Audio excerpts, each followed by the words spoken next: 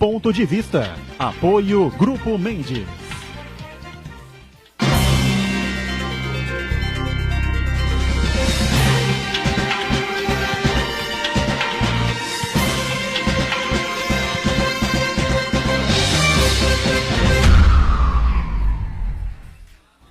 Olá, estamos começando aqui mais um Ponto de Vista, você sempre acompanhando a gente, conferindo conosco de segunda a sexta-feira, este horário da 1h30 da tarde, horário habitual da discussão política, não é? E do debate dos temas importantes, saúde, educação, meio ambiente, transporte, mundo animal, enfim, não é?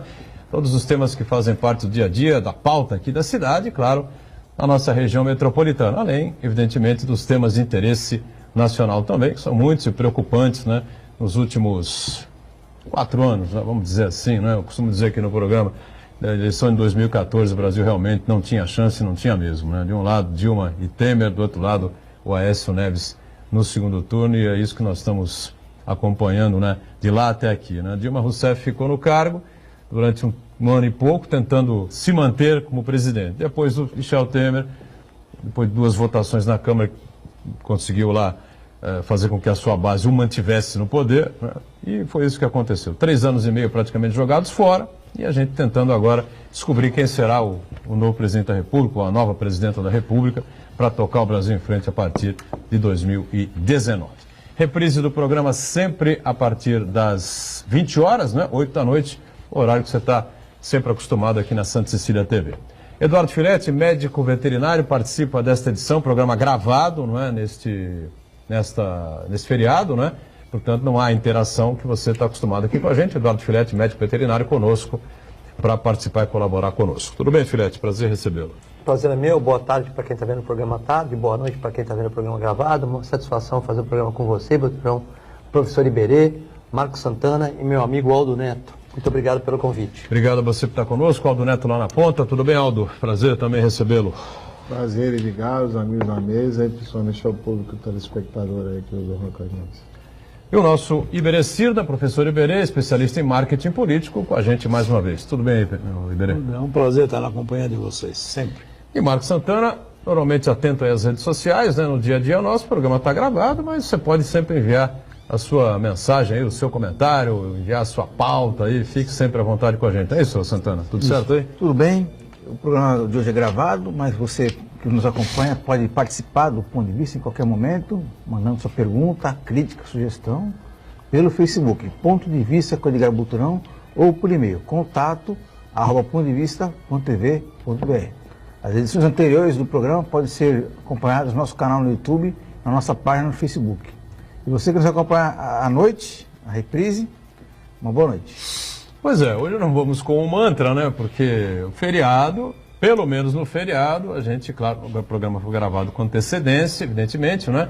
Nós esperamos que a situação já esteja, se não totalmente resolvida no país, mas 90%, né, das rodovias fechadas, né? E os postos de combustíveis aí, já com a situação, se não inteiramente normalizada, pelo menos em boa parte, né? Mas, Filetti, um assunto que chamou muita atenção, né? Foi com relação os animais que são criados, enfim, que são alimentados e que servem para o abate, não é? A gente tem aí os frangos, os porcos, não é? A carne bovina, os bois, evidentemente, não é? E tivemos um prejuízo muito grande, muitos animais ficaram aí pelas estradas, muitos deles acabaram indo a óbito, enfim, né? Eu queria que você explicasse basicamente para a gente entender, né? Como é que funciona isso, né? Que tipo de tratamento são dados a esses animais e o que acontece com tantos milhões de animais que acabam indo a abate e que acabam sendo perdidos, né? Ou desperdiçados, ou sendo sacrificados por essa situação dos caminhoneiros que nós vivemos aí nesses últimos tempos no Brasil. Como médico veterinário, eu tenho noção de todas as áreas, né? Só para esclarecer, há 30 anos atrás, quando eu formei, 31, poderia escolher qual área eu ia seguir, né? Porque só tinham faculdades estaduais e federais, tinham poucos médicos veterinários e um país como é eminentemente agrícola, né? Então eu poderia ter ido para a parte de produção animal, grandes animais, equinos, cães e gatos, que era o que eu realmente gostava, inspeção federal, fazendo concurso, né? E até parques e jardins também, que é uma área legal de animais silvestres e tal, que estava começando a ser necessário médico veterinário nessa área, né? Então, naquela época, você podia escolher entre esses 5 grandes grupos, que hoje tem muito mais grupo, hoje trabalha com biologia molecular, com outras coisas, né? Mas, enfim, a medicina veterinária tinha esses 5 grupos, eu quis trabalhar com pequenos animais. Mas, logicamente, como médico veterinário, eu tenho que ter uma noção de tudo, ler as revistas do conselho e tal. Claro. É que a produção, Boturão, é difícil para o telespectador entender, né? Mas, por exemplo, existem datas corretas. Por exemplo, se você, mais uma vez dizendo que eu não mexo com produção animal, nem gostaria de mexer com isso, mas existe uma data certa para você abater os animaizinhos e tal, porque, infelizmente, se você passa do prazo, eles vão comer ração demais e a balança não vai compensar para o fazendeiro, né? Então, você vê a ave é um animal muito sensível, né? É mais fácil, voltando agora para a área de estimação, né, tal, é mais fácil você ter 10 cães que um papagaio. Às vezes o dono da ave não valoriza tanto, mas uma ave você não pode aplicar uma injeção, você não pode usar, por exemplo, alguns tipos de remédio. Como é que você vai interpretar com o dono? Olha, essa ave dorme muito, não dorme? Eu não sei, fica na gaiola o dia inteiro, não fica tal. Então é difícil você usar um medicamento homeopático, é difícil você fazer uma acupuntura, complica bastante o leque da medicina veterinária, né? Então, o que acontece? Você pega uma ave, ela é sensível à temperatura, né? Falta de alimentação. Você vê que alguns criadores até deram aves para as pessoas, porque se você não dá ave, você cria um problema para a tua própria granja, que começa a morrer ave. Então, você, além de ter um prejuízo enorme, né, no caso do ponto de vista das pessoas que mexem com isso, né, com essa exploração, e como é que você vai fazer com 20 mil aves para você enterrar? Esse foi um assunto debatido também, né? Então, especulado na mídia. Então, muitos criadores preferiram dar as aves, porque pelo menos a pessoa cria no quintal, come, ou dá o resto de comida lá e e a ave vai vivendo, né? Uns vão pegar para estimação, aquele pintinho, outros vão comer a galinha, enfim. Mas cada um vai se virar do jeito que quiser. E se morrer é um só, né? Morre um na casa de cada um, né? Agora imagine você ter 20 mil aves, né? Então, realmente é uma judiação, né? A questão também do abate também é complexa, porque se você não tem caminhão para levar os animais, né? Então começa, de uma certa maneira, o animal está na rua, está num caminhão, mas só que aquela refrigeração, ela não vai aguentar por tanto tempo assim, né? Se não tem combustível. Então começa a carne a não ficar refrigerada. Então há perda, em todos os segmentos há perda. A perda no segmento do comércio, que a pessoa não tem gasolina para ir no comércio. A perda no segmento animal. Só que com os animais é mais triste, né? Porque eles morrem, né? Então, às vezes, animal que não precisa nem, por exemplo, animal que de uma granja ser transportado tal, o animal morre. Então é bem mais complicado porque é uma área, né, assim como os insumos médicos, né, as pessoas estão dependendo de filtros para hemodiálise, os animais têm um prazo, né, então é bem complexo, principalmente com aves, né, que são mais sensíveis. A pessoa no dia a dia não pensa muito nisso, né, porque você está trabalhando, você vai em casa, almoça ou vai no restaurante, né, vai lá no quilo, faz a sua alimentação, enfim, um filezinho disso, um franguinho com não sei o quê, não é? Uma carninha de porco com um limãozinho em cima, essa coisa toda. Mas tem toda essa situação envolvida, não, para a gente sentar e poder se alimentar, né? O que é mais curioso é assim, lógico que o Filé está colocando com muita sabedoria, porque é a área de especialização dele. O que me deixa um pouco assustado é que tudo isso que foi colocado, o governo não pensou nada disso. O governo não está preocupado com isso, com as consequências das suas atitudes desastrosas, com seus ouvidos tapados.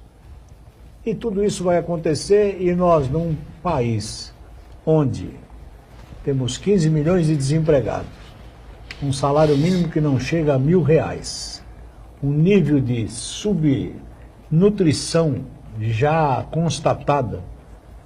Temos aí, ele falou aí das aves, eu falo do leite.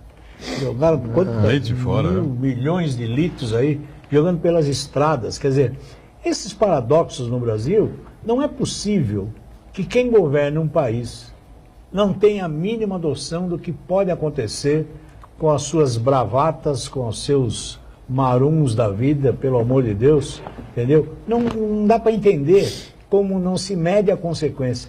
Quem paga é o povo brasileiro. Por mais aí, você olha o produtor não tem o que fazer, pô. Onde é que ele vai estocar leite? Não tem jeito, não tem como. E aí ele vai jogar fora. Ainda vi há pouco aí por uma notícia, um dos produtores foi com o seu caminhão ao centro de uma cidade, distribuindo a cidade. As pessoas iam lá com o seu balde, caneca, com xicrinha, não importa. Mas pelo menos tentou, de alguma forma, dar para alguém, não perder. mas nós ainda vamos ver muito isso no Brasil. Por quê? Porque o governo não tem a sensibilidade de entender uma coisa dessa. Isso me deixa preocupado. Ronaldo. Olha, eu estava ouvindo o nosso amigo Filete falar e dizer que as pessoas preferem cuidar do pintinho, comer a galinha. Cuidado que você é de cuidar de pintinho, né? Mas foi o que você disse. Eu acho que tudo isso é muito legal, tudo muito sensível, mas é consequência, como colocou o professor Iberê, das decisões erradas governamentais. E não deixa de ser uma decisão errada. O nosso povo está se sensibilizando muito mais com os outros animais do que com o próprio animal que ele é. Afinal, somos todos seres humanos. Galinha, vaca, boi, eles existem e estão aí convivendo com a gente há muito tempo, mas também existem para nos prover existência.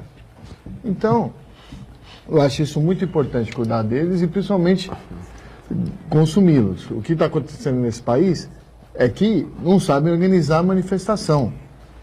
Estão parando as estradas, levando problema para todo mundo, quando o problema não está em todo lugar. O problema é localizado. O problema é localizado. Em quem? Quem toma a decisão. E quem toma a decisão está no Planalto Central, muito bem escondido na pior decisão que Juscelino Kubitschek tomou na vida, que foi a criação de Brasília. Foi a pior decisão que Juscelino Kubitschek tomou na vida. Por quê? Porque tirou o poder de perto do povo. Desenvolveu lá aquela região, mas tirou o poder de perto do povo. Aí, estamos aqui, todo mundo sofreu essa semana com essas consequências, e estamos sofrendo, e eles vão sitiar Brasília, os caminhoneiros. Eu estava no último final de semana no Gonzaga, e eu tive a oportunidade de ver pela hora da praia, aí na costa, o desfile dos caminhoneiros e o povo aplaudindo, né? Eu me senti no desfile de 7 de setembro, os militares passando e o povo aplaudindo. O povo só sabe aplaudir. O povo quer consertar isso tudo, quer cuidar dos animais, só tem um jeito de consertar isso tudo. E esse ano vai ser dia 7 de outubro. Aprendam a votar. Olhem quem vocês estão votando. Porque eu garanto para vocês que está todo mundo revoltado com o Temer, mas elegeram o Temer. Quem votou no PT, elegeu o Temer. Está todo mundo revoltado com os deputados, mas todo mundo elegeu os deputados que estão lá. E eles tomam a providência a favor do povo? Não tomam. Dia 7 de outubro, a hora do voto. Pare de votar por benefício própria e pense no todo dessa nação. Aí você vai votar direito, aí vocês não vão precisar aturar esse tipo de discussão aqui. Aprendam a votar. Diga, Santana. Bom, de todo episódio ruim, acho que a missão, o desafio é tirar notícias, ensinamentos bons, né?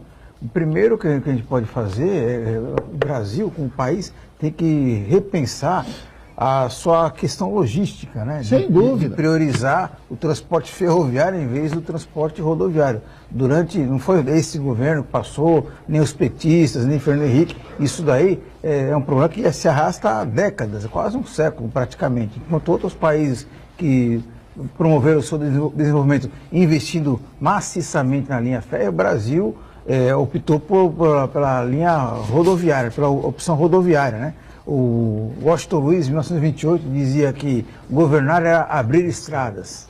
E a partir daí outros governos assumiram essa ideologia e deu no que deu. E outro problema que a gente tem que parar para pensar também em relação a esse governo, que na verdade ele não agiu quando deveria. Em outubro, os movimentos dos caminhoneiros procuraram o presidente, expuseram as dificuldades que eles estavam enfrentando, e o presidente simplesmente ignorou o movimento. E depois que a crise se deflagrou, ele também não agiu. Por exemplo, o ministro relativo aos combustíveis é o ministro das Minas e Energias, Moreira Franco. Foi para baixo da cama, desapareceu, só foi aparecer na segunda-feira. É isso, pô. A sala dele é do lado do Temer, pô. Mas ele é do lado do Temer. Mas ele não apareceu na crise. Quem apareceu foi o Carlos Marum para tentar negociar. Então, esse é o grande problema. E eu acho que deve ter que se destacar aí a participação, que foi importante, do governador Márcio França. Verdade. Que, apesar do foco do problema ser uma questão federal,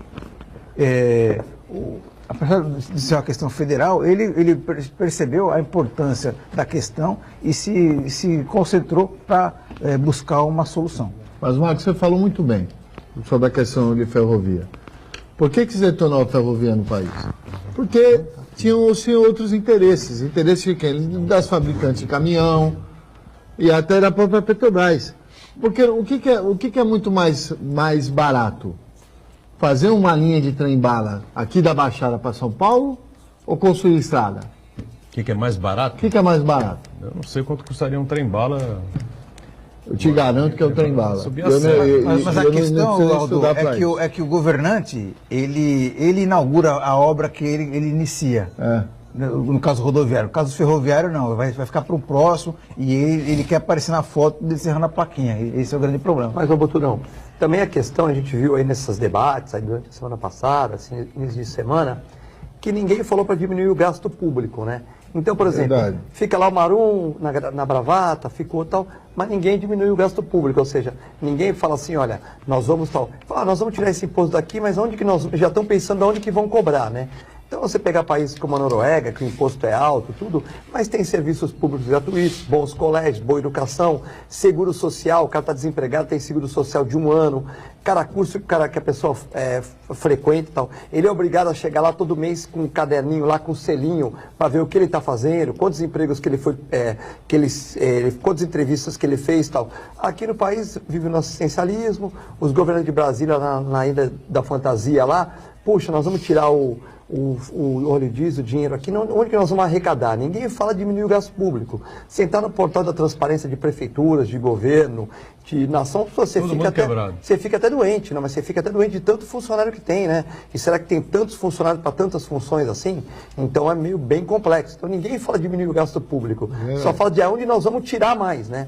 Pô, e a população já está pagando bitributação em várias coisas, muitos impostos e não tem uma educação de qualidade, não tem uma saúde de qualidade. Nós estamos na sinuca de bico, né? Então, tipo assim, se o Temer falar assim, olha, nós vamos diminuir aqui mas nós vamos diminuir o gasto público, mas ninguém falou em diminuir o gasto público, só estão pensando de onde que eles vão tirar o que eles não vão arrecadar, né? Então fica bem difícil. Professor Delfim Neto tem uma entrevista, eu acompanhei essa semana, pela Rádio Bandeirantes. Delfim explicou com uma clareza, apesar das críticas, né, que são muitas que eu costumo fazer ao Delfim Neto, né, é um dos grandes responsáveis por tudo isso que a gente vive aqui, porque foi ministro-chefe de tudo, né, na época do regime militar no Brasil, né, planejamento, fazenda, enfim, mandava em tudo, né, era a bola da vez, né, empurrava com a barriga. Vamos empurrando com a barriga. Inflação se empurra com a barriga. Dívida se empurra com a barriga, né? Era aquela conversa mole que se falava sobre o Delfim. Mas ele deixou toda essa estrutura que os caminhoneiros vivem hoje, né?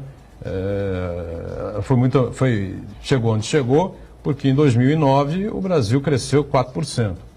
E aí ficou aquela coisa, vamos crescer 4% todo ano, né? Só que de 2010, 2011 para cá, nós vamos caindo 4% todo ano, né? E aí chegou onde chegou, né? A carga tributária lá em cima, o movimento caiu e a conta não fechava mais, né? E implodiu a situação. Mas, Edgar, vamos lembrar um pouquinho aqui, eu tenho participado inúmeras vezes no seu programa e tenho batido por uma coisa que fica sempre debaixo do tapete. Ninguém teve a coragem ainda de discutir a reforma fiscal e a reforma tributária. Então, quando nós não mexemos nisso, por que eu não vou mexer? Porque a reforma fiscal, ela pode modificar todo o ganho das grandes oligarquias brasileiras. Então, ninguém mexe nisso. Nós estamos hoje dependendo das oligarquias. As oligarquias, que são os de sempre, né? É uma democracia oligárquica, passa de pai para filho. E aí cada um deles se enfiou na sua fazenda ou nas suas fazendas, enquanto o caminhoneiro está aí pagando o diesel a X em Porto Alegre, quando ele chega no Ceará, dobrou de preço. Este governo do Temer usou a medida contrária do que vinha usando o Partido dos Trabalhadores, que foi segurar o preço, está aí até um comparativo feito, segurou o preço em função de segurar a inflação. Então, esta é uma política econômica.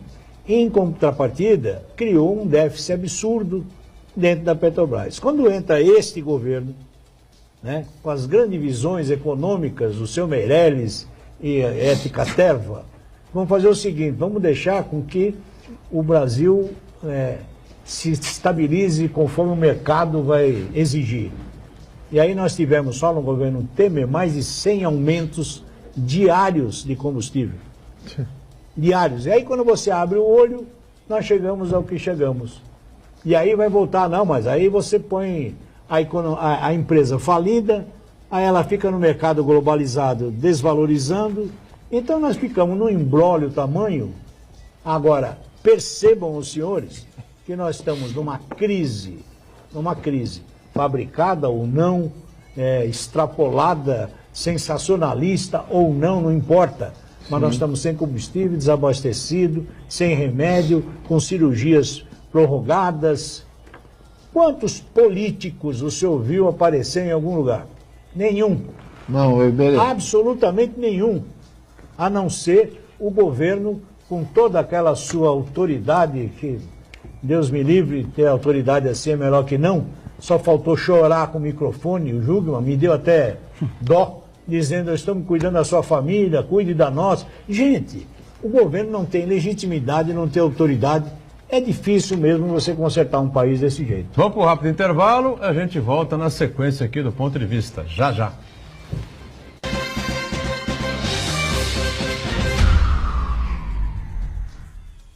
Existe um lugar em Santos onde você encontra os empreendimentos mais fascinantes da região. Um lugar amplo, aconchegante, feito para oferecer o melhor atendimento para você. Um lugar que reúne as melhores opções residenciais e comerciais nos bairros mais nobres de Santos. Um lugar que a gente nem precisava dizer, porque você já sabe. Central de Vendas Grupo Mendes, Rua Guaiaó 55, Aparecida. Venha fechar um bom negócio para abrir as portas do seu novo lugar.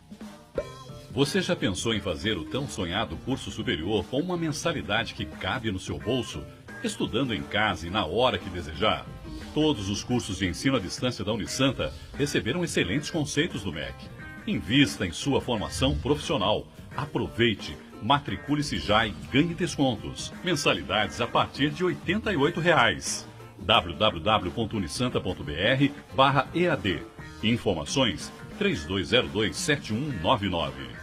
Santa Cecília TV no canal 52.1 HD. Se você ainda está com dificuldade de sintonizar a Santa Cecília TV em alta definição pelo sinal digital, você precisa escanear os canais da sua TV através da autoprogramação no seu controle remoto. É bem simples e você sintoniza os nossos programas com qualidade digital de imagem e som sem pagar nada por isso. Santa Cecília TV 52.1. Escaneie e sintonize a maior programação regional da sua TV em alta definição.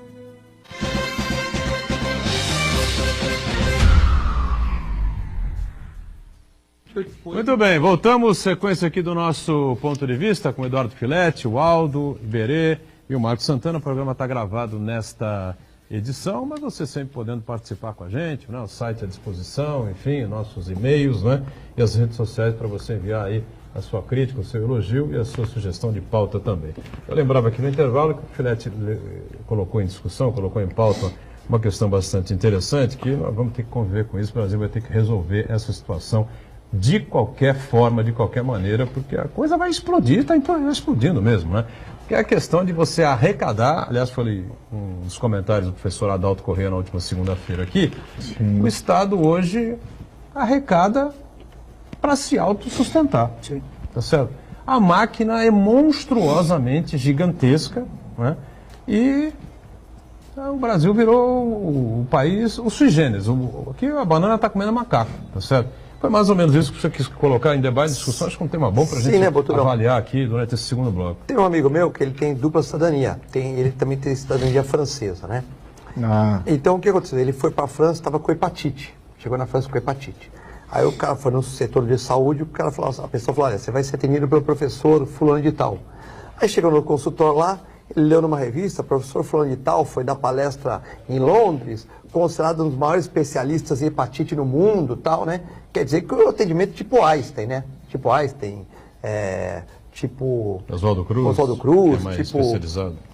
tipo, né, Benete de São Paulo, tipo Sírio-Libanês, né, onde nossos políticos do Brasil inteiro, né, não vão fazer isso nos seus estados, né, não vão se internar no norte, no nordeste, vêm para cá, né.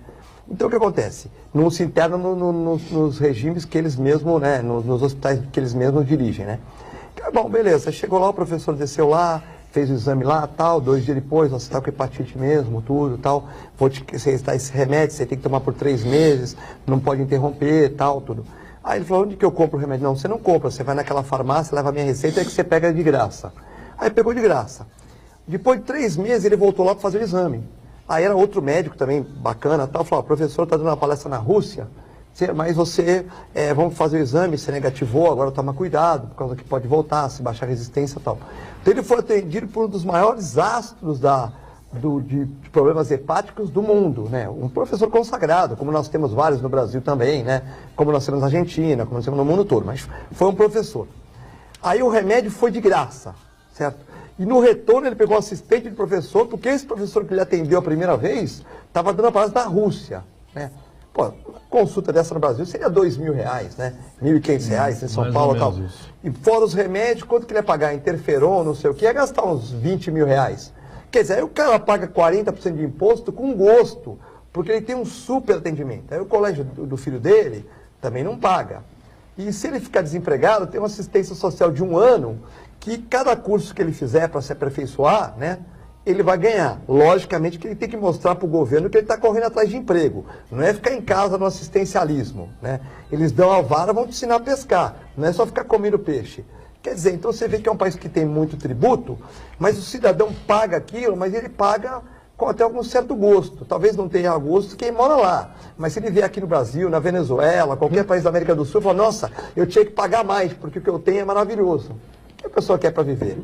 Paz, saúde, educação, não precisa mais nada, né? Pessoa comendo bem, tendo paz, podendo andar na rua, podendo ter uma saúde acessível, boa, de qualidade, tendo um seguro social para que se ele ficasse desempregado, tal, então a pessoa paga com orgulho. Aqui nós pagamos, não temos segurança, temos que ter seguro de carro, seguro de tudo, né? A educação ruim, saúde, você vê aqui na própria Baixada Santista, muita gente deixou de pagar o plano de saúde, né, porque desempregado, não conseguiu o mesmo nível de renda. Então, o que acontece? Lotou o setor público também fica engasgado, por mais médico que você coloque, também não funciona com uma espera adequada, enfim, porque a gente paga imposto e não vê retorno, porque o governo está se preocupando com a máquina, e não está se preocupando em diminuir a máquina para dar mais retorno para o cidadão. Então, realmente, nós estamos... É a banana comendo macaco, Boturão. A banana está comendo macaco. Você arrecada para se automanter, para se autossustentar, realmente... E a culpa disso tudo são dos governos anteriores do PT. E vou falar por quê. Ministério da Igualdade Racial. Eu sou a favor da igualdade racial, mas não precisa de ministério para isso. Ministério dos Portos. Sou filho de portuário. Não precisa de ministério para isso. Ministério dos Direitos Humanos. Sou a favor de todos os direitos humanos. Não precisa de ministério para isso. Afinal, não tem Ministério da Justiça? Ministério dos Transportes? Isso tudo cabe só nesses 2 que eu falei. Fora 1 milhão de outros aqui que eu podia ficar aqui Ministério falando. Dos Portos não precisaria mesmo, porque os portos deveriam ser geridos ou administrados, ou gerenciados dentro dos municípios. E aqui eu vou falar um negócio, você tocou num ponto que é muito importante, Edgar. A nossa região precisa tomar vergonha na cara. Tomar vergonha na cara. A gente é feito de palhaço há muitos anos por todo mundo aqui, não importa a cor da legenda. A gente é feito de palhaço há muitos anos. Nosso porto está sucateado, os caras entram aqui, acabam com o nosso meio ambiente, não fica nada na cidade. Ponte para o Guarujá, não vou nem falar se é ponte, se é túnel. Eu vou esperar o dia que alguém vai atravessar o mar, por cima do mar, que nem Jesus Cristo. Maquete já tem, né? Porque é o que vai acabar... esse milagre vai reacontecer aqui, antes da ponte para o Guarujá. Aeroporto do Guarujá, então, o presidente, então vice-presidente veio aqui, pedra fundamental, palma, discurso e nada. Nada. Ou a gente cobra compromisso, tem eleição, volto a dizer, tem eleição em outubro. A gente cobra compromisso desses caras todos que vêm aqui roubar voto, pegar voto com a região, vai lá e defende. Ou nós estamos ferrados. Porque mesmo os nossos daqui, que defendiam tanto a regionalização do Porto, que o Edgar falou, quando o partido deles tomou o poder, que tinha que ter coerência. Qual é a coerência? Eu quero a regionalização do Porto. Ah, o presidente do meu partido não quer? Vou contra. Sabe o que fizeram? Pegaram sua diretoriazinha da Codesp e ficaram quietinhos. A presidência não. A presidência já era do Michel Temer. Mas cada um deles, não foi, seja da esquerda ou da direita, à época, quando o presidente Lula foi eleito, pegaram sua diretoria da Codesp e acabou a regionalização do Porto. Ninguém mais discute isso. Temos que fazer uma pauta regional, as entidades sérias, e cobrar isso de todos os candidatos, de presidente a deputado estadual, compromisso com isso. E cobrar. Não adianta só vir aqui assinar papelzinho e depois vai lá e muda o discurso porque mudou, porque foi eleito. Valdemar da Costa Neto é que teve o poder do Porto nas mãos quando, do início do governo Lula em 2013, o popular boy.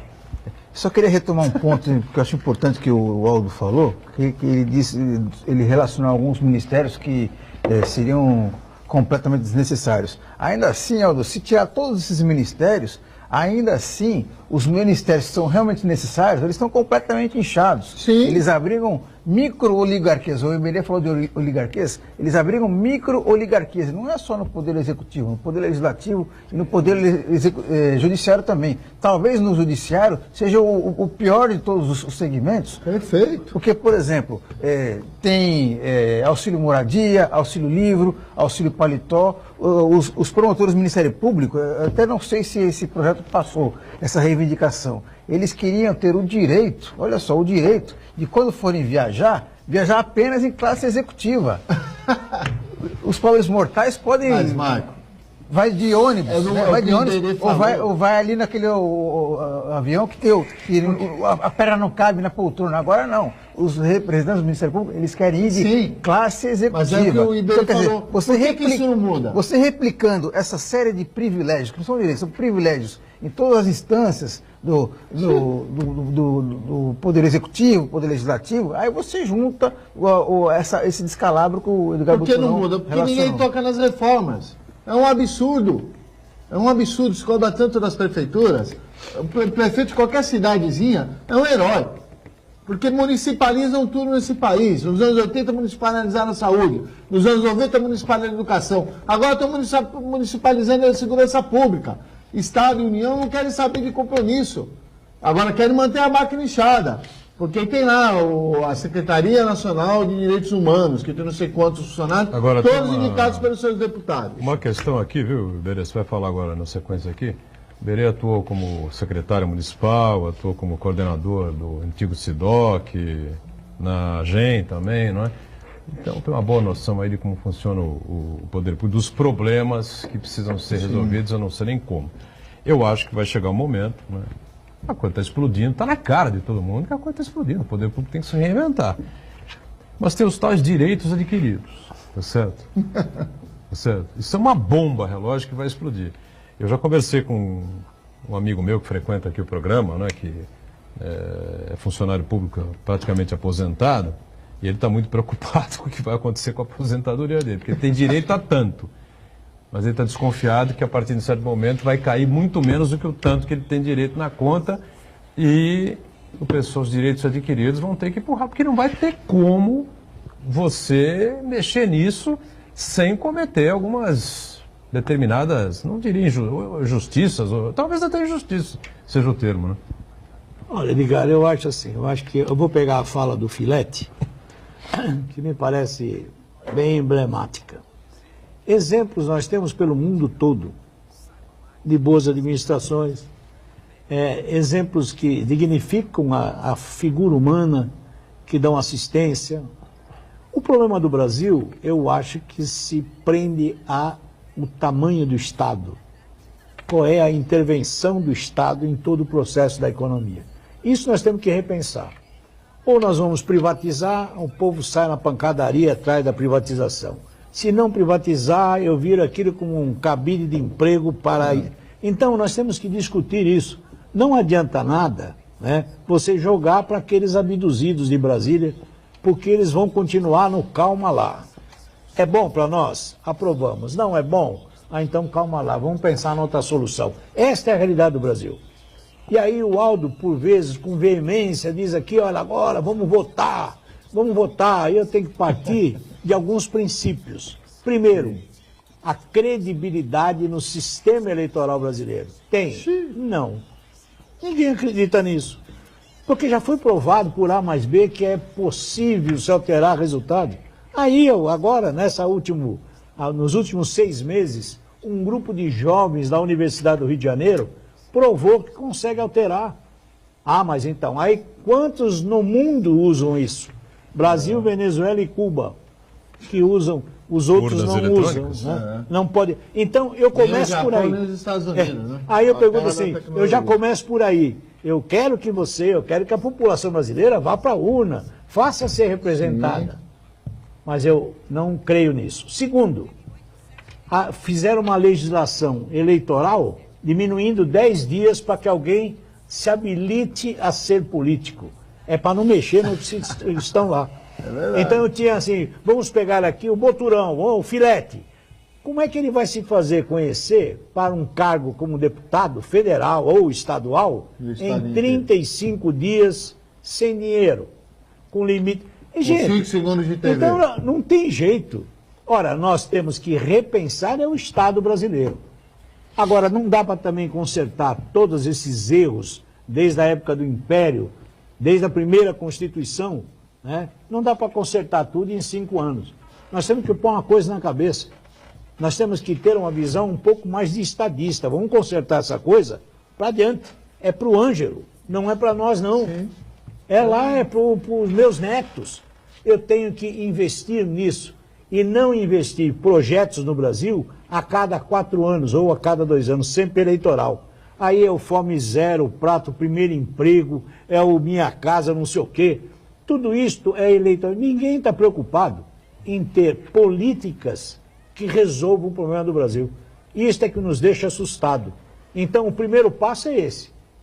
Ou mexe com essas oligarquias e isto, mexendo com as oligarquias, eu vou mexer com o tamanho do Estado, ou então não tem solução. Nós vamos ficar sofrendo por isso. Educação de qualidade, saúde de qualidade, segurança pública, é o mínimo necessário. Sem dúvida. O mínimo de qualidade. Tem que desinchar a máquina de qualquer jeito. Não tem alternativa. Vamos para os intervalos e já de volta.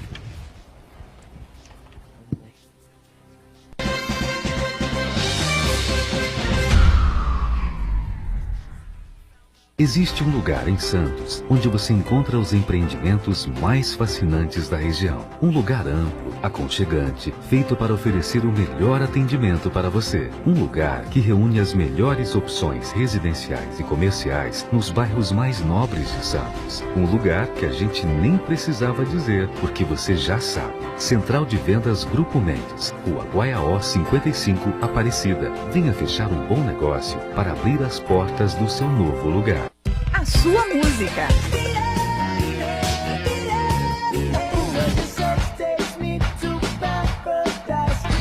A sua notícia. 107,7 Notícias. O seu locutor. A sua promoção. Ligue agora 3234-1077. Participe você também e ganhe muitos prêmios.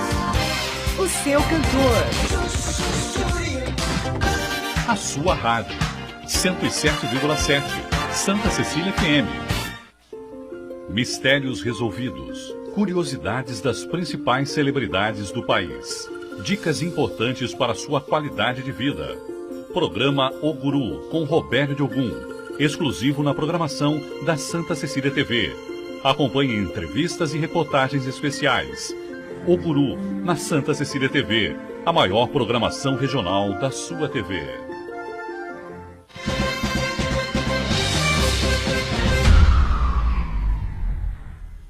Terceiro e último bloco desta edição do nosso Ponto de Vista, programa gravado, né, como a gente anunciou na abertura, aqui o Filete, o Aldo lá à minha esquerda, o Iberê e o Marcos Santana, e a gente tentando aqui de alguma maneira conversar, debater, levantar a tese, né, de que realmente não há outra alternativa para o país. Em primeiro lugar, reinventar o poder público. Né? Para reinventar o poder público, Aldo, você precisa quebrar aí uma série de situações que favorecem, né, a determinados grupos políticos, a determinadas figuras que estão aí desde que Cabral chegou e que não querem abrir mão de coisa nenhuma. E existe, como eu disse, o Iberê comentou também, essa questão do tal de direitos adquiridos, essa coisa toda, né? Porque tem muita gente que vai acabar sendo prejudicada, evidentemente, mas como não se faz omelete sem quebrar ovos, né? A gente tem que avançar por algum caminho, né? Você está perfeito. Vamos falar de um desses direitos adquiridos. Privilégio. Filha de militar. Em 2000, 18 anos atrás, foi extinto esse benefício. Filha de militar ganhava a pensão do pai no falecimento. Enfim, sabe quanto isso ainda custa para os cofres públicos com a direito adquirido? 5 bilhões por ano. Porque aquelas que tinham até... Existem mais de 110 mil filhas, né, de militares com esse benefício. Quantas? 110 mil. Sabe quando 110 mil consomem 5 bilhões por ano, quer dizer, hoje do Estado? Sabe qual é a previsão do Exército para isso se extinguir? Ou seja, as filhas de militares com direito adquirido falecerem? Por volta de 2060. Ainda temos aí quantos anos pela frente? Em 2060 você vai ter a 42. última. A última vai falecer. A previsão, se as filhas falecerem no período previsto. Aldo, mas aí assim... Essas são as únicas mulheres que o cara namora e não pede pra casar, né? Mas se merece. Mas aí o cara namora... Pelo menos no papel, né? Essa aí... Viu, Flex? Tem no Rio de Essa Janeiro. aí tu vai namorar, não vai querer casar. No Rio de Janeiro teve um caso de uma filha de militar que ela fez a cerimônia no religioso, fez festa, mas... não fez no papel ali para continuar recebendo os benefícios. Então deixa eu só tirar uma dúvida aí para vocês. Existe, na verdade, quando essa lei foi discutida, existiu uma prerrogativa aos militares que se autorizassem um desconto em folha, ele não seria prejudicado com essa lei. Por essa razão, algumas podem se casar sim, porque está previsto na lei. Entendeu? Casa de papel, tem filho, né? família. Podia. Entendeu? Desde que ele tivesse assinado lá atrás a autorização. Se ele tivesse descontado Isso, ele foi descontado por um X valor lá, autorizou. Isto vigorou durante 1 ano só. Quem assinou, assinou. Quem não assinou, não assina mais. Mas não é por isso que a gente vai também concordar. Agora, eu fico muito preocupado, é que 5 presidentes, sabe quanto custam? A esse ninguém fala. A fundação, os 5 presidentes têm direito, fotógrafo. a 8 assessores. Os esses, falam? Os ex-presidentes. Dilma, Lula. Lula não tem. Lula está com direitos cassados no momento, né? Não, estão discutindo se vão tirar, ainda não tiraram. Não tiraram ainda, né? Não, tiraram agora, lógico que tiraram. Então, mas ele tem direito a 8 assessores, 2 motoristas, ao salário. Mas qual é o problema disso? Você acha que é pouco? Que é muito? Que é muito? Para um ex-presidente da República? Não, você pega um Sarney... O ex-presidente da República é uma instituição. É uma instituição. O Sarney ganha 108 mil reais. Mas de quê? Mas é outro problema, que aí são 3 pensões que ele acumula. É. Por quê? Não é como o ex-presidente. Porque ele foi ex-governador, então ele tem direito. A Dilma Rousseff é 17 mil e não sei quanto que ela recebe. Sim, mas quem custeia? Você está aqui, né? Isso daí é um pingo d'água. Com todo respeito. Mas espera, mas vamos somando. Com todo respeito aos ex-presidentes, mas chamar o Fernando Collor de Mello e a Dilma Rousseff de instituição? A Dilma Rousseff... a figura do ex-presidente da República é uma figura institucional, Como que não tem que manter? Qualquer lugar do mundo, qualquer país civilizado do mundo, mantém institucionalmente os seus ex-presidentes, pombas. Olha, deixa eu só colocar aqui. Eu acho que nós estamos discutindo... E a Dilma tem um detalhe. Eu fui radicalmente contra a reeleição dela, fui a favor do impeachment dela, mas ela cumpriu 4 anos como presidente da República. Ela é uma ex-presidente. O Collor foi cassado no meio do mandato, diferente, né? O que dá para um, dá para outro. Ninguém tem nada contra. É lei, vamos respeitar. Agora, o que nós estamos falando do Estado ser diminuído é porque é o único país do mundo onde eu posso recorrer de tudo. Eu tenho 6 níveis de recurso. Então nunca acontece nada nesse país. Como é que nós vamos consertar se para prender um homem que roubou, como o Azeredo lá que foi, demorou 20 anos para sair Você está dizendo que ele roubou. Fernando Henrique Cardoso diz que ele não roubou nada. Não, mas está lá, a sentença saiu, eu tenho que acreditar na justiça. Eu tenho que acreditar na justiça, senão, para que vale a justiça? Ele fez caixa 2 depois de 20 anos... para a campanha que ele perdeu para o Itamar. Isso, depois de 20 conseguiu anos... perder para o Itamar. Ele conseguiu, a justiça diz assim, o senhor fraudou alguma coisa. Se fraudou, tem que ir preso, Ué, não tem... mas demorou 20 anos. O seu Maluf pegaram agora, depois de quanto tempo, gente? Então, esse é o país. Essa é a história do país que tem direitos adquiridos. Não é só no financeiro, não. São direitos adquiridos até na justiça. Então eu tenho 6 graus de recurso. Eu vou parar quando? Cumpriu 4 anos como presidente da República. É um cargo excepcional, o cargo mais importante do país. Pelo amor de Deus, você tem que dar a ele uma sequência de vida num nível bom e vai ver, é uma instituição, então, vai sair dando palestra, vai sair... Aí você continua representando ali um percentual do eleitorado. Não, tudo bem. Aí você diz assim, mas como no Brasil tudo se... A não ser que o cara seja corrupto, caçado por corrupção, aí preso, como está o Lula. No caso, o Lula perdeu, o Lula perdeu 18 Aí eu pergunto, mas aí você faz o quê? Sentido, ele está preso e tem direito ao motorista. Não faz sentido o outro estar preso e tem que... Quem vai buscar a pizza? Não tem direito, o outro está preso e tem liberdade, meio preso, porque ele vai no Congresso todo dia. E tem todos, recebe o salário, mas está preso. Entendeu? Aberto, né? O deputado, ele está preso, ele se recolhe e vai para o Congresso, marca a presença dele, recebe, mas ele está preso. Este é o Brasil, gente. Esta coisa, esse contraponto que tem no Brasil, que ninguém põe a mão, ninguém discute. Então nós vamos ficar vivendo sempre. Alguém vai pagar sempre a conta. Esse é o brasileiro. E nós temos aí que discutir também a postura do povo brasileiro. Nós estamos tendo aí crise de combustível, que a gente viu aí durante, estamos hoje no final do mês, e nós estamos vendo o nego ir buscar combustível com panela de pressão. Por quê? Porque ele compra a 5 e vende para o coitado que está com o carro parado a 10. Isso também é exemplo do povo brasileiro. Nós temos que parar com isso. Senão não vamos consertar esse país. Sim, exemplo de países de jeito nenhum. Como o Canadá, como os Estados Unidos, quando tiveram terremotos lá, o cara vendia para o preço de custo para ajudar. Então, esse exemplo também é um exemplo negativo. Medicamentos. Dava, é lógico. E também o que o Iberê falou que ele não confia na urna eletrônica, podia ser um sistema como impressora do lado, você apertava o botãozinho, né? Mas vai fotografar. Os caras levavam um celular, fotografa de qualquer jeito, né? Aí pegava saiu lá, votou no boturão. Saiu o boturão, pega a foto do boturão e enfia numa outra urna. Certo? Tudo, você está votando lá e você saiu ali, o cara está conferindo lá se você está colocando papelzinho na outra urna. Aí, por exemplo, o Boturão eleito com 100 mil votos, deputado, beleza. Depois ia ficar 3 dias os partidos conferindo se teve 100 mil votos lá com a fotinha do Boturão. Também era uma maneira rápida, eficaz e conta a frase. Aí é legal, agora, só eletrônica muita gente desconfia, né? Tanto que agora a Procuradora-Geral está indo contra o pedido do voto impresso. Sim. Né? Ela está indo contra, entrou com uma ação de inconstitucionalidade, porque volta o voto de cabresto, né? O voto do coronelismo. Então, essa discussão não vem a público, os nossos representantes não trazem isso a público. Nós, simples mortais, não participamos de nenhuma decisão dessa. Ninguém fez um plebiscito, ninguém fez uma consulta popular, ninguém fez nada. Eles vão decidir calma lá. O que é bom para eles? É bom não ter o nome? Então calma lá, deixa ser um nome. Vamos em frente. A eleição presidencial foi realmente estranha aquela apuração, né? O Tribunal Superior Eleitoral liberou a votação pela internet com 90 e não sei quantos por cento das urnas apuradas. Nós estamos aqui no estúdio da Santa Cecília, acompanhando a transmissão ao vivo, né? E o UOL saiu primeiro, o que ontem eu acabei informando, né? A Dilma tinha aquela percentual ínfimo à frente do Aécio. Mas foi muito estranho, porque o deputado eleito Papa, era deputado eleito na época, o deputado Papa, ex-prefeito, estava aqui conosco e recebeu a informação no WhatsApp dele de que Fernando Henrique Cardoso, Geraldo Alckmin e José Serra embarcavam para Belo Horizonte para encontrar o Aécio Neves.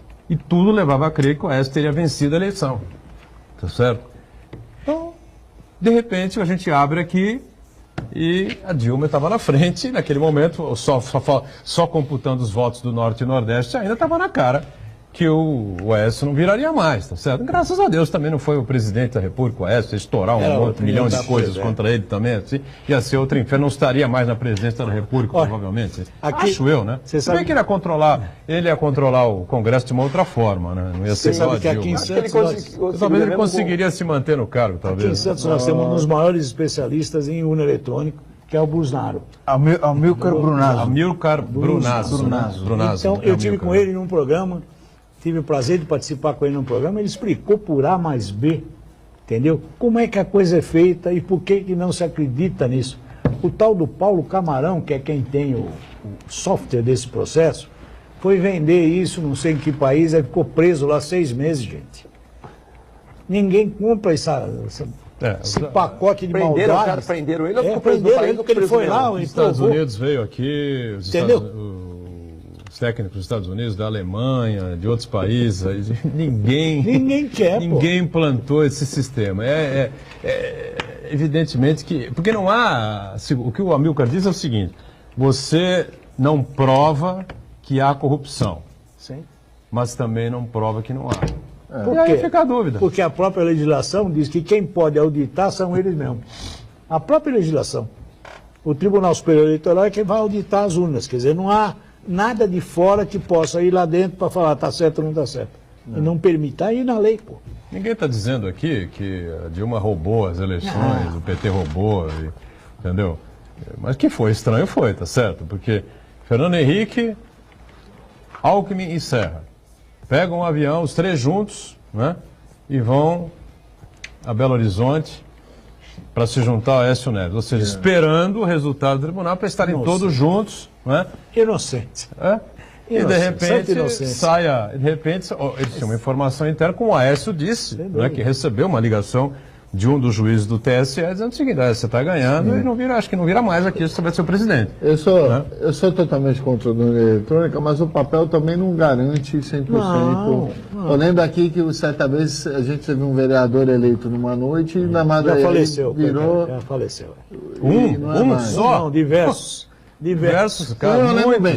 Faleceu o que entrou. Não o que estava eleito. Dormiu vereador e acordou suplente, é isso? Dormiu vereador e acordou suplente. Dormiu vereador e acordou suplente. Nós tivemos aqui também um prefeito que não foi eleito por 900 votos.